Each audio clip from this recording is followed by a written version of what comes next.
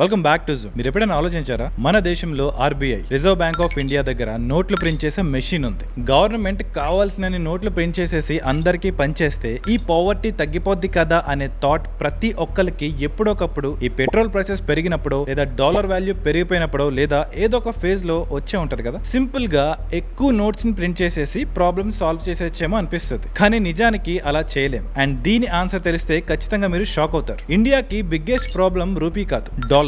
Wait a minute, dollar అంటే ఎందుకు అంత స్పెషల్? అది కూడా మన నోట్ లాగే పేపరే కదా. మరి మన రూపీకి లేని పవర్ దానికి ఎందుకు వచ్చింది? యాక్చువల్లీ దీనికి ఆన్సర్ తెలుసుకోవాలంటే మనం ముందు ఇంకొక డౌట్ ని క్లియర్ చేసుకోవాలి. అసలు డబ్బు అంటే ఏంటి? మీరు ఇప్పుడు మీ పాకెట్ లో ఉన్న 100 రూపీస్ నోట్ ని ఒకసారి బయటకు తీసి చూడండి. ఈ పేపర్ కున్న వాల్యూ ఎంత?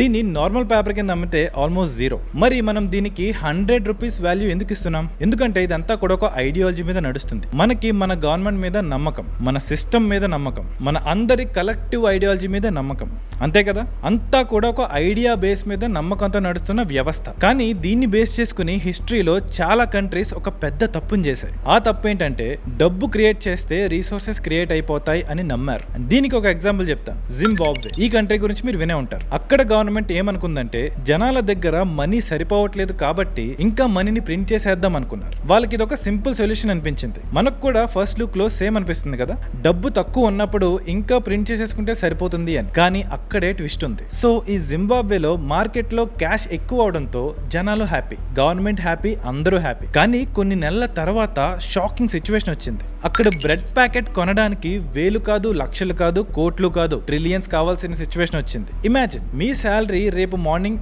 50,000 నుండి 50 కోట్లు అయిపోయింది అనుకోండి, హ్యాపీ కదా. కానీ అదే రోజు మిల్క్ ప్యాకెట్ 10 లక్షలు అయితే, రైస్ బ్యాగ్ 50 లక్షలు అయితే, పెట్రోల్ లీటర్ వచ్చి 1,00,000 అయితే మీరు రిచ్ అయినట్ట లేక పేపర్ రిచ్ అయిందా? అక్కడే ఎకనామిక్స్ లో బిగ్గెస్ట్ ట్రాప్ ఉంది. మనీ ఎక్కువ ఉండడం అంటే వెల్త్ ఎక్కువ ఉండడం కాదు. ఆ లైన్ గుర్తుపెట్టుకోండి. ఎందుకంటే ఒక కంట్రీ రిచ్ అవ్వడానికి నోట్స్ సరిపోవు. మరి ఏం కావాలి? రోడ్స్ కావాలి, ఫ్యాక్టరీస్ కావాలి, ఎలక్ట్రిసిటీ కావాలి, మెషిన్స్ కావాలి, టెక్నాలజీ కావాలి, డాక్టర్స్ కావాలి, ఇంజనీర్స్ కావాలి, ఫుడ్ ప్రొడ్యూస్ చేయాలి, అలాగే వాల్యూ క్రియేట్ చేయాలి. సింపుల్ గా చెప్పాలంటే ఒక దేశానికి మనీ అనేది వెల్త్ కాదు, ఆ దేశానికి ఉన్న ప్రొడక్షనే దాని వెల్త్. సో ఇప్పుడు వచ్చే నెక్స్ట్ క్వశ్చన్ ఏంటి అంటే, మరి ఇండియాలో ప్రొడక్షన్ ఉందా అంటే కొంతవరకు ఉందనే చెప్పాలి. మన దేశం నుండి మెడిసిన్స్ ఎక్స్పోర్ట్ అవుతాయి, కార్స్ మ్యానుఫ్యాక్చర్ చేస్తుంది, అలాగే సాఫ్ట్వేర్ ఎంప్లాయీస్ ని కూడా అవుట్ సోర్స్ చేస్తుంది, ఇంకా చాలా చేస్తుంది. సో మరి ఇక్కడ ప్రాబ్లం ఏంటి అంటే మన దగ్గర కొన్ని రీసోర్సెస్ మాత్రమే ఉన్నాయి, అన్నీ లేవు. కొన్ని చాలా ఇంపార్టెంట్ థింగ్స్ ని మనం వేరే కంట్రీస్ దగ్గర నుండి కొనుక్కోవాలి. ఆ థింగ్స్ ఏంటి అంటే గోల్డా కాదు, ఎలక్ట్రానిక్సా? కొంచెం బిగ్గెస్ట్ రీసోర్స్ మనం కొనేది ఏంటో తెలుసా? ఆయిల్.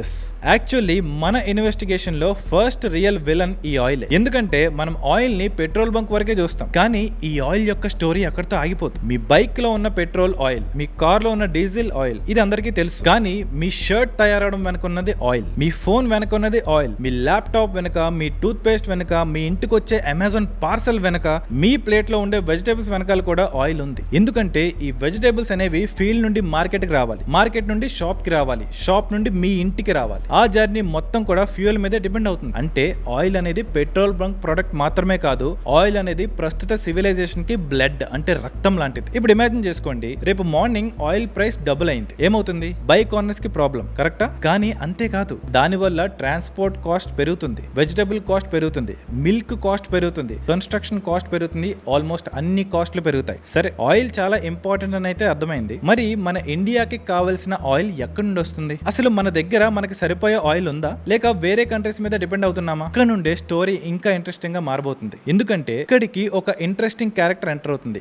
అదే డాలర్. మనం రోజుకి ఎన్నిసార్లు ఈ డాలర్ అనే వర్డ్ వింటామో తెలుసా? డాలర్ వాల్యూ పెరిగింది, డాలర్ వాల్యూ తగ్గింది, రూపీ ఇంకా వీక్ అయింది, ఫారెక్స్ రిజర్వ్స్ పెరిగాయి, ఇవన్నీ న్యూస్ లో ప్రతిరోజు మనం వింటాం. కానీ నిజానికి మనలో చాలా మందికి అసలు డాలర్ అంటే ఏంటి అనేది క్లారిటీ లేదు. డాలర్ అంటే అదేదో జస్ట్ అమెరికా యొక్క కరెన్సీ అని మాత్రమే అందరికీ తెలుసు. కానీ డాలర్ ఇన్ఫ్లుయెన్స్ అమెరికా బార్డర్స్ దగ్గర ఆగిపోదు. అది మన పెట్రోల్ బంక్ దగ్గర, మన గోల్డ్ షాప్ దగ్గర, మన మొబైల్ షాప్ దగ్గర, ఈవెన్ మనం కట్టే ఈఎంఐ లో, మనం కట్టే గ్రోసరీ బిల్స్ లో ప్రతి చోట కనిపిస్తూనే ఉంటుంది. అసలు డాలర్ కి అంత పవర్ ఎక్కడి నుంచి వచ్చింది? ఎందుకు ప్రపంచం మొత్తం డాలర్ వెనకాల తిరుగుతుంది? దీనికి ఆన్సర్ తెలుసుకోవాలంటే మనం కొంచెం హిస్టరీలోకి వెళ్ళాలి. సెకండ్ వరల్డ్ వార్ అయిపోయింది. ఆ వార్ వల్ల యూరోప్ మొత్తం డ్యామేజ్ అయింది. అలాగే చాలా కంట్రీస్ యొక్క ఎకానమీస్ కొలాప్స్ అయ్యాయి. కానీ అదే టైంలో అమెరికా మాత్రం చాలా స్ట్రాంగ్ గా ఉంది. అక్కడ ఫ్యాక్టరీస్ ఉన్నాయి, ప్రొడక్షన్ ఉంది, గోల్డ్ రిజర్వ్స్ కూడా ఉన్నాయి, అలాగే ఇండస్ట్రియల్ పవర్ ఉంది. సో అప్పుడు వరల్డ్ లో ఉన్న కంట్రీస్ అన్ని కూడా ఒక ట్రేడింగ్ సిస్టమ్ ను క్రియేట్ చేశాయి. అండ్ గ్లోబల్ ట్రేడ్ లో డాలర్ కి ఒక స్పెషల్ ప్లేస్ కూడా వచ్చింది. సో ఇంకా అలా సౌదీ అరేబియా దగ్గర ఆయిల్ కొనాలన్నా, రష్యా అలాగే మిడిల్ ఈస్ట్ కంట్రీస్ దగ్గర ఆయిల్ కొనాలన్నా డాలర్ నే యూజ్ చేసేవారు. ఆల్మోస్ట్ దశాబ్దాలుగా వరల్డ్ ఆయిల్ ట్రేడ్ మేజర్ గా డాలర్స్ లోనే జరుగుతూ వచ్చింది. ఆయిల్ అనే కాదు, ప్రతి ట్రేడ్ కూడా డాలర్స్ మీద జరిగింది. అండ్ అక్కడ నుండి గేమ్ మొత్తం మారిపోయింది. ఎందుకంటే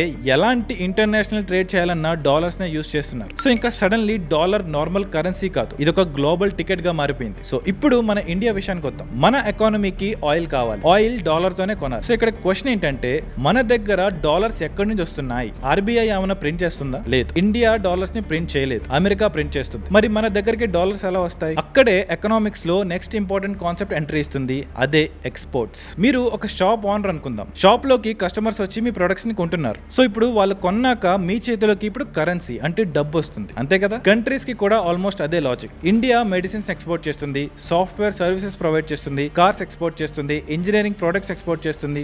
దానికి రిటర్న్ గా ఫారెన్ కస్టమర్స్ డాలర్స్ లో పే చేస్తారు. ఆ డాలర్స్ ఇండియాలోకి వస్తాయి. సింపుల్. ఈ ఎక్స్పోర్ట్స్ వల్లే మనకి డాలర్స్ అనేవి వస్తున్నాయి. ఇక్కడ దాకా బానే ఉంది. మరి ఎక్స్పోర్ట్స్ బాగా చేసేస్తే మనకి ఎక్కువ డాలర్స్ వచ్చేస్తాయి కదా, సో రూపీ వాల్యూ పెరిగిపోద్ది కదా అంటే ప్రస్తుతానికి అది కూడా చాలా కష్టం. అది ఎందుకు అని అర్థం కావడం కోసం ఒక చిన్న ఎగ్జాంపుల్ చూద్దాం. మీరు నెలకి 50,000 శాలరీ సంపాదిస్తున్నారు. మీకు అయ్యే ఖర్చు అంటే ఎక్స్పెన్సెస్ 40,000 ఉందనుకుందాం. సో మీకు ఒక 10,000 మిగులుతుంది. బానే ఉంది, ఏ టెన్షన్ లేకుండా ఫ్రీగా హ్యాపీగా బతుకుతారు. అలాగే మీ దగ్గర 10,000 సేవింగ్స్ కూడా ఉంటున్నాయి. కానీ నెక్స్ట్ మంత్ నుండి మీ ఎక్స్పెన్సెస్ 70,000 అయిపోయాయి. ఇన్కమ్ చూస్తేనేమో 50,000 ఉంది. అప్పుడేం జరుగుతుంది? మీ సేవింగ్స్ కరిగిపోవడం స్టార్ట్ అవుతుంది, అలాగే స్ట్రెస్ పెరుగుతుంది. అవునా? ఎగ్జాక్ట్లీ ఇదే కంట్రీస్ కి కూడా అప్లై అవుతుంది. కానీ ఇక్కడ సాలరీ ప్లేస్ లో ఎక్స్పోర్ట్స్ ఉంటాయి, ఎక్స్పెన్సెస్ ప్లేస్ లో ఇంపోర్ట్స్ ఉంటాయి. ఇండియా ఆయిల్ ఇంపోర్ట్ చేస్తుంది, గోల్డ్ ఇంపోర్ట్ చేస్తుంది, ఎలక్ట్రానిక్స్, మెషినరీ ఇవన్నీ కూడా ఇంపోర్ట్ చేస్తుంది. అంటే మన దగ్గర ఉన్న డాలర్స్ బయటికి వెళ్తున్నాయి. At the same time India exports చేస్తుంది, అంటే డాలర్స్ లోపలికి వస్తున్నాయి. సో ఇక్కడ క్వశ్చన్ ఏంటంటే, లోపలికి వచ్చే డాలర్స్ ఎక్కువ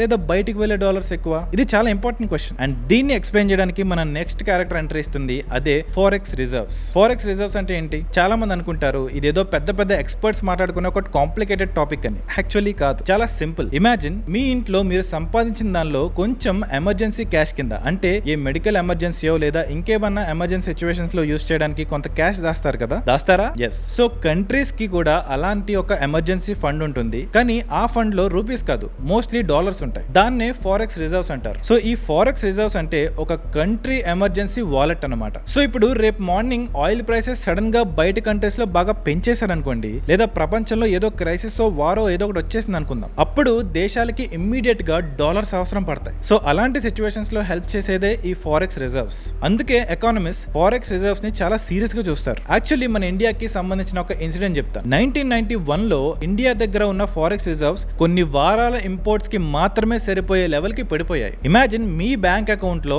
నెక్స్ట్ 2 వారాలకు సర్వైవ్ అవ్వడానికి మాత్రమే మనీ ఉన్నాయి అనుకుందాం. ఎలా ఫీల్ అవుతారు మీరు? ఎగ్జాక్ట్లీ అదే టెన్షన్. కానీ ఇది కంట్రీ లెవెల్లో ఉంది అండ్ సిచ్యువేషన్ ఎంత సీరియస్ గా వెళ్ళిందంటే ఇండియా గోల్డ్ ని కూడా తాకట్టు పెట్టాల్సిన సిచ్యువేషన్ వచ్చింది. అది చాలా ఘోరం. అండ్ అక్కడ నుండి మన ఇండియా ఒక లెసన్ నేర్చుకుంది. ఫారెక్స్ రిజర్వ్స్ అనేవి లగ్జరీ కాదు, అది ఒక నెసెసిటీ. తర్వాత చూద్దాంలే అనుకోవడానికి లేదు. ఖచ్చితంగా మనం రిజర్వ్స్ ని పెట్టుకోవాలి, లేదంటే ఆర్థిక సంక్షోభం అంటే ఫైనాన్షియల్ క్రైసిస్ వస్తే మనం నిలబడలేం. ఇది తెలుసుకుని మన రిజర్వ్స్ పెంచడం స్టార్ట్ చేశారు. కానీ మళ్ళీ ఇక్కడ ఇంకో క్వశ్చన్ వచ్చింది. అదేంటంటే ఇండియా దగ్గర ఫారెక్స్ రిజర్వ్స్ ఉన్నాయి, అంటే డాలర్స్ ఉన్నాయి, అయినా సరే ఎందుకని రూపీ వాల్యూ పడిపోతుంది? న్యూస్ లో ఎందుకని అలా చెప్తున్నారు? అసలు రూపీ వీక్ అవడం అంటే ఏంటి? ఈ క్వశ్చన్ కి చాలా మంది ఇచ్చే ఆన్సర్ ఏంటంటే, రూపీ వాల్యూ పడిందంటే డాలర్ వాల్యూ పెరిగింది. అవునా? అది ఆన్సర్ కాదు. ఈ డాలర్ వాల్యూ పెరగడం అనేది కేవలం ఒక సిమ్టమ్ మాత్రమే. రియల్ స్టోరీ వేరే ఉంది. ఇప్పుడు అమెరికాలో ఐఫోన్ ఉంది, దాని కాస్ట్ ఒక $1,000 అనుకుందాం. అమెరికన్ సిటిజన్ కి అది పెద్ద మ్యాటర్ ఏమి ఉండదు, ఎందుకంటే $1,000 అంటే $1,000 అతని కరెన్సీ చేంజ్ ఏమి ఉండదు. కానీ ఇండియాలో ఉన్న మనం కొనాలంటే ఆ డాలర్స్ ని రూపీస్ లో కన్వర్ట్ చేసుకోవాల్సి ఉంటుంది. సో ఇప్పుడు ఇమాజిన్, ఈ వీడియో రికార్డ్ చేస్తున్న టైం కి రఫ్లీ ఒక డాలర్ కి $95 రేంజ్ లో వాల్యూ ఉంది. అంటే అమెరికాలో ఉన్న ఆ $1,000 ఐఫోన్ ని మనం ఇండియాలో కొనాలంటే రఫ్ గా 95,000 ఈక్వివాలెంట్ పేమెంట్ చేయాలి. కానీ ఒక క్వశ్చన్, అసలు $95 ఎందుకు ఉంది? అది 50 ఎందుకు కాదు, లేదా 5 ఎందుకు కాదు? అక్కడే యాక్చువల్ స్టోరీ స్టార్ట్ అవుతుంది. కరెన్సీ వాల్యూ అనేది స్టాక్ మార్కెట్ షేర్ ప్రైస్ లాంటిది. దానికి కూడా డిమాండ్ ఉంటుంది, సప్లై కూడా ఉంటుంది. డిమాండ్ ఎక్కువ ఉంటే ప్రైస్ పెరుగుతుంది, డిమాండ్ తక్కువ ఉంటే ప్రైస్ తగ్గుతుంది. సింపుల్. ఇప్పుడు ఇండియాలో ఉన్న కంపెనీస్ ఆయిల్ కొనాలి, ఎలక్ట్రానిక్స్ కొనాలి, మెషినరీ కొనాలి, ఫారెన్ యూనివర్సిటీకి కి ఫీజు కట్టాలి, ఫారెన్ డెట్ అంటే అప్పు రీపే చేయాలి. ఇవన్నీ చేయాలంటే ఏం కావాలి? డాలర్స్. అంటే డాలర్ కి డిమాండ్ పెరుగుతుంది. సింపుల్ గా చెప్పాలంటే ఇండియాలోకి వచ్చే డాలర్స్ కన్నా బయటకు వెళ్లే డాలర్స్ ఎక్కువ ఉంటే డాలర్ కి డిమాండ్ పెరుగుతుంది. డిమాండ్ పెరిగితే డాలర్ స్ట్రాంగ్ అవుతుంది. డాలర్ స్ట్రాంగ్ అయితే రూపీ వీక్ అవుతుంది. కానీ ఇక్కడ చాలా ఇంట్రెస్టింగ్ ట్విస్ట్ ఉంది. చాలా మంది అనుకుంటారు రూపీ వీక్ అవడం అంటే గవర్నమెంట్ ఫెయిల్ అయిందని. అది కూడా కంప్లీట్ గా నిజం కాదు. ఎందుకంటే కరెన్సీ వాల్యూని ఇన్ఫ్లుయెన్స్ చేసే ఫ్యాక్టర్స్ చాలా ఉంటాయి. Oil prices, global wars, foreign investments, interest rates, exports, imports, inflation, forex reserves ఇవన్నీ కలిసి కరెన్సీని మూవ్ చేస్తాయి. అందుకే ఇలాంటి ప్రాబ్లమ్స్ కి సింపుల్ ఆన్సర్స్ లేదా సింపుల్ సొల్యూషన్స్ ఇవ్వడం లేదా ఒకరిని బ్లేమ్ చేయడం కరెక్ట్ కాదు. అండ్ ఒకవేళ ఎవరైనా అలా చేస్తున్నారంటే వాళ్ళు ఏదో ఎజెండాతో చేస్తున్నారని మనం అర్థం చేసుకోవాలి. కానీ ఓవరాల్ గా ఒక విషయం మాత్రం క్లియర్. ఇండియా లాంటి ఇంపోర్ట్స్ మీద డిపెండ్ అయ్యే కంట్రీకి రూపీ వాల్యూ ఎక్సెసివ్ గా పడిందంటే చాలా ప్రమాదం. ఎందుకంటే మన బిగ్గెస్ట్ వీక్నెస్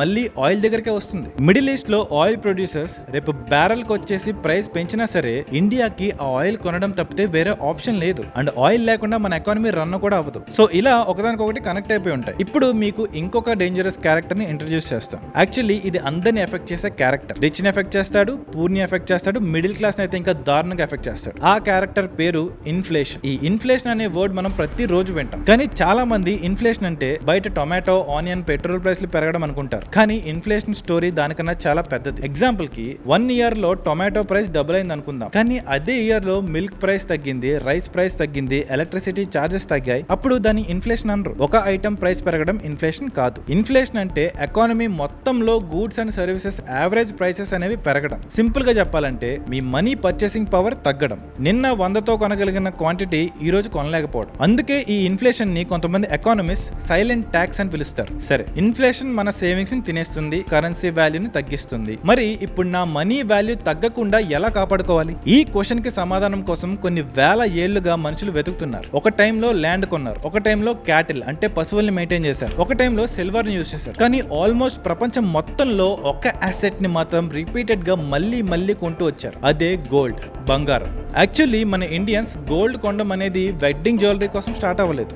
దీని రూట్స్ చాలా డీప్ గా ఉంటాయి. ఒకసారి ఆలోచించండి. మన తాత ముత్తాతలు అమ్మమ్మల కాలంలో స్టాక్ మార్కెట్ లేదు, మ్యూచువల్ ఫండ్స్ లేవు, డీమ్యాట్ అకౌంట్స్ కూడా లేవు, అసలు ఇంటర్నెటే లేదు. మరి అప్పట్లో ఫ్యామిలీ వెల్త్ ని తర్వాత తరాల వాళ్ళకి ఎలా ట్రాన్స్ఫర్ చేసేవాళ్ళు? ల్యాండ్ అనేది ఒక ఆప్షన్, కానీ దాన్ని మనం సూట్ కేసులో పెట్టుకుని అయితే ఎక్కడికి తీసుకెళ్ళలేం. అలాగే ఇంకొక ఆప్షన్ క్యాష్. కానీ గవర్నమెంట్స్ మారితే కరెన్సీస్ మారిపోయే ఛాన్సెస్ ఉండేవి. అదే రాజుల కాలంలో అయితే ఇది ఇంకా ఎక్కువగా ఉండేది. ఎందుకంటే యుద్ధాలు వచ్చి రాజ్యంలో రాజులు మారిపోయినా కరెన్సీలు మారిపోతూ ఉంటాయి. అండ్ అప్పట్లో ఇప్పుడున్నట్టు బ్యాంకింగ్ సిస్టమ్ కూడా లేదు. కానీ ఒక ఐటమ్ మాత్రం యూనివర్సల్ గా వాల్యూ ఉండేది. అండ్ అది రేర్ అవడంతో అందరికీ నచ్చేసేది. అదే గోల్డ్, బంగారం. ఆల్మోస్ట్ ప్రపంచంలో ఎక్కడైనా సరే దీనికి వాల్యూ ఉంటుంది. అందుకే సెంచురీస్ గా జనాలు ఇంకా గోల్డ్ ని వెల్త్ స్టోర్ చేయడానికి యూజ్ చేస్తున్నారు. ఇప్పుడు మీకు అర్థమవుతుందా ఎందుకు మన వాళ్ళు గోల్డ్ ని ఎక్కువగా కొంటున్నారు? గోల్డ్ మీద ప్రేమ ఉండడం వల్ల, దాని మీద ఎమోషనల్ డిపెండెన్సీ ఉండడం వల్ల కాదు, కరెన్సీ మీద భయం ఉండడం వల్ల గోల్డ్ ని కొంటారు. అలా మన ఇండియా ప్రపంచంలోనే బిగ్గెస్ట్ గోల్డ్ కన్స్యూమర్స్ లో ఒకటిగా మారింది. సో ఇప్పటి వరకు మనం ఏం చూసాం?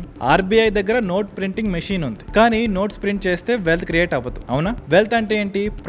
ప్రొడక్షన్ కోసం రీసోర్సెస్ కావాలి. రీసోర్సెస్ లో బిగ్గెస్ట్ రీసోర్స్ ఆయిల్. ఆయిల్ కొనాలంటే డాలర్స్ కావాలి. డాలర్స్ రావాలంటే ఎక్స్పోర్ట్స్ కావాలి. ఎక్స్పోర్ట్స్ కన్నా ఇంపోర్ట్స్ ఎక్కువైతే ప్రెషర్ పెరుగుతుంది. అందుకే ఫారెక్స్ రిజర్వ్స్ ఇంపార్టెంట్. అలాగే రూపీ వాల్యూ కూడా ఇంపార్టెంట్. ఇన్ఫ్లేషన్ అనేది డేంజరస్. ఆ ఇన్ఫ్లేషన్ నుండి తప్పించుకోవడానికి మనుషులు సెంచురీస్ గా గోల్డ్ కొనడం స్టార్ట్ చేశారు. చూస్తున్నారా? మన వీడియో స్టార్టింగ్ లో అడిగిన క్వశ్చన్ నుండి మనం ఇప్పుడు గోల్డ్ దగ్గరకు వచ్చేసాం. అన్ని ఒకదానికొకటి కనెక్ట్ అయ్యాయి. కానీ స్టోరీ ఇక్కడతో ఆగిపోలేదు. యాక్చువల్లీ ఇప్పుడే రియల్ స్టోరీ స్టార్ట్ అవుతుంది. ఎందుకంటే గోల్డ్ ని మనం వెల్త్ ప్రొటెక్షన్ కోసం కొనుక్కుంటున్నాం. కానీ ఇండియా లాంటి కంట్రీ బిలియన్స్ ఆఫ్ డాలర్స్ పెట్టి గోల్డ్ ని ఇంపోర్ట్ చేస్తుంటే అది మన ఎకానమీకి హెల్ప్ చేస్తుందా, లేదా మన ఎకానమీ నుండి డాలర్స్ బయటికి పంపిస్తుందా? గోల్డ్ నిజంగా ఇన్వెస్ట్మెంటా, లేదా కేవలం వెల్త్ స్టోరేజా? గోల్డ్ కొనడం వల్ల ఎవరు రిచ్ అవుతున్నారు, అలాగే ఎవరు నష్టపోతున్నారు?